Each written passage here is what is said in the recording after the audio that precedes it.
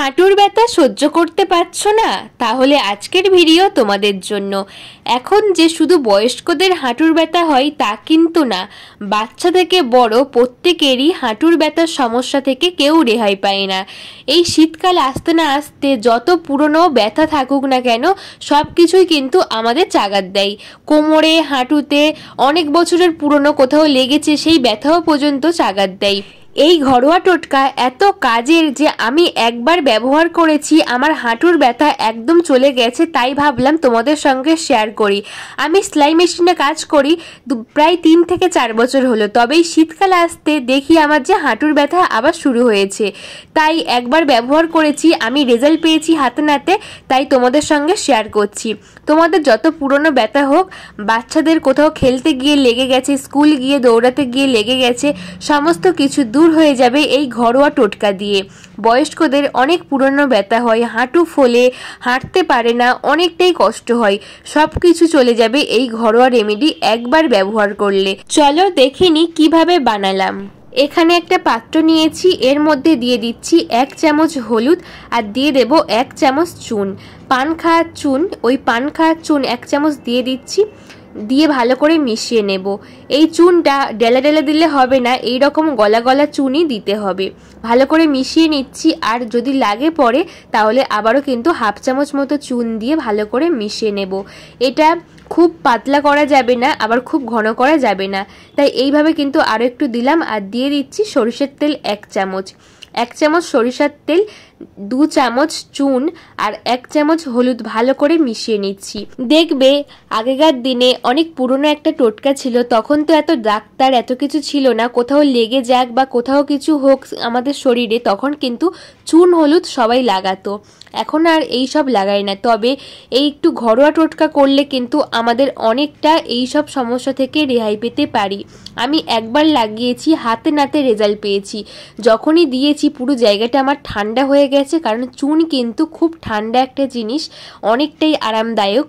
তাই আমি একবার ব্যবহার করে ফল পেয়েছি বলেই কিন্তু আমি আপনাদের সাথে এই ছোট্ট টিপসটি শেয়ার করছি। খুব কাজের। আমার ভীষণ পরিমাণে ঠান্ডা পড়তে হাঁটুর ব্যথা হতো, সেই ব্যথা কিন্তু চলে গেছে। তো এটা কিন্তু ভালো করে আমার মেশানো হয়ে গেছে, আর দেখেই বুঝতে পারছো যে কতটা ঘনত্ব হয়েছে। খুব পাতলা না, আবার কিন্তু খুব ঘনও না। এর মধ্যে দিয়ে দেব আদা, কিছুটা পরিমাণ আদা গ্রেট করে এর মধ্যে দিয়ে দেব। আদা কিন্তু ব্যথা যন্ত্রণা দূর করতে খুব সাহায্য করবে।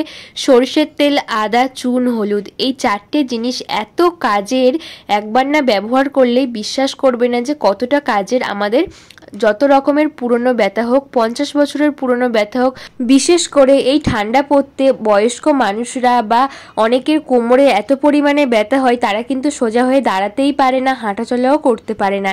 একবার ব্যবহার করবেন, দেখবেন কাজ পাবেন। এটাকে আমি 20 মিনিট রেখে দিচ্ছি, যাতে পাওয়ারফুল রেমেডি আমাদের ভালোভাবে কিন্তু আরও পাওয়ারফুল হয়ে যায়। তারপরে আমি চলে এসেছি, এরপরে হাঁটুর মধ্যে লাগাবো। এই বাঁ দিকের হাঁটুটা আমার ভীষণ পরিমাণে ব্যথা হতো, যন্ত্রণা হতো।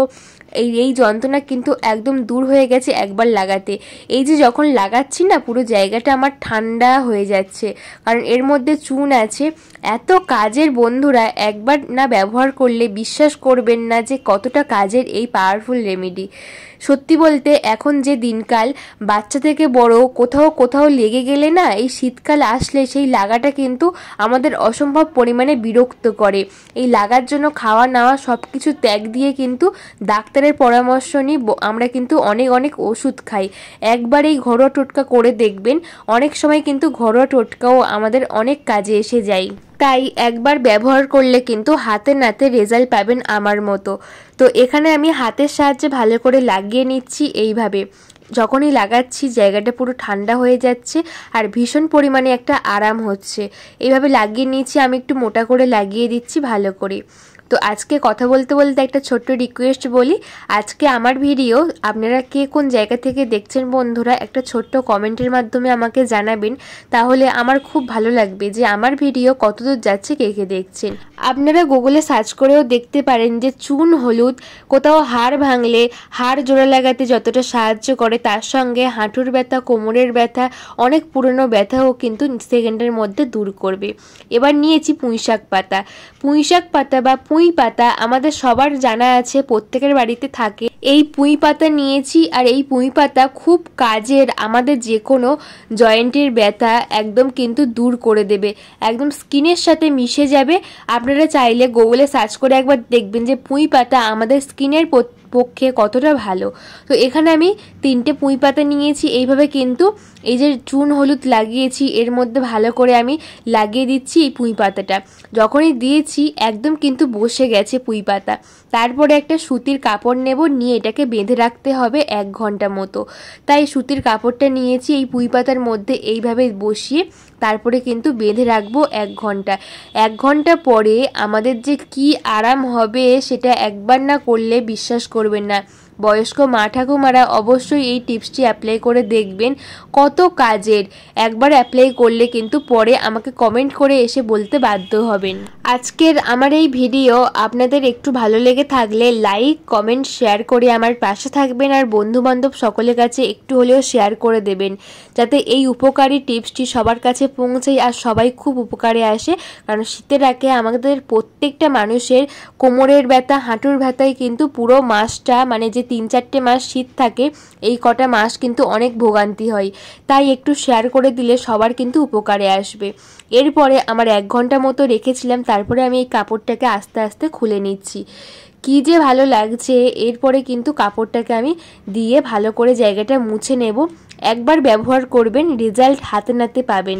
সবসময় হাঁটুর ব্যথার জন্য যে বসে থাকবেন তা কিন্তু না, একটু হলেও হাঁটাচলা করবেন, আর একটু কিছু ঘরোয়া রেমেডি ব্যবহার করে দেখবেন, অনেকটাই কিন্তু আরাম পাবেন।